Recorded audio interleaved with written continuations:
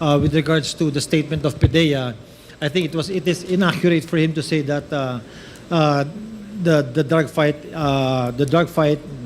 or the drug problem did not improve during the drug war.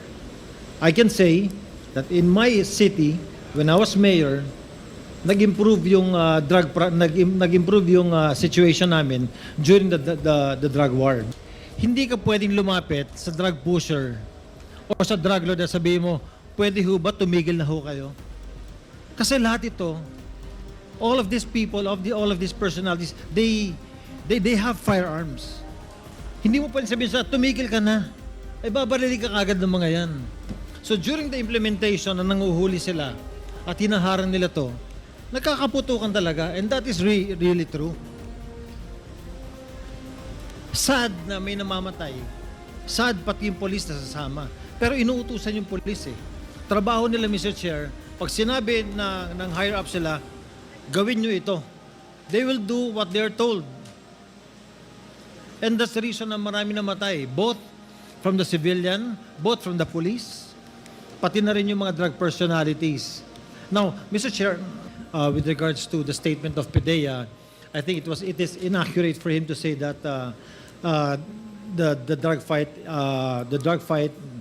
or the drug problem did not improve during the drug war.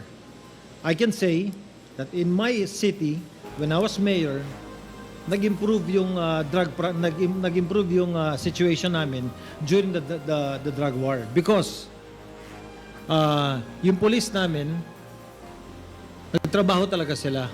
As a matter of fact, during the course na marami silang hinuli, in less than 2 months, Mr. Chair, there are over 900 people who surrendered in front of my city hall when I was mayor. Why? Because natatakot ho sila na mamatay and they surrendered. And because of that, the drug problem in Ormoc City bumaba talaga. So, it is not accurate that the Director General said na hindi nag-improve ang situation.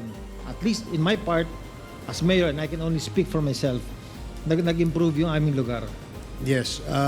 May we now ask PDEA to categorically state, no, is this the opinion of the Director General only, or this is based on reports or facts that were gathered by the PDEA when you said that it did not improve?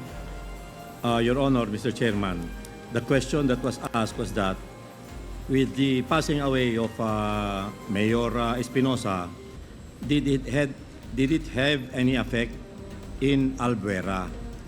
That's why my answer was that as far as Albuera is concerned, we neither have any indication whether it diminished or the drug campaign or the drug trafficking situation flourished. That was my answer, Your Honor.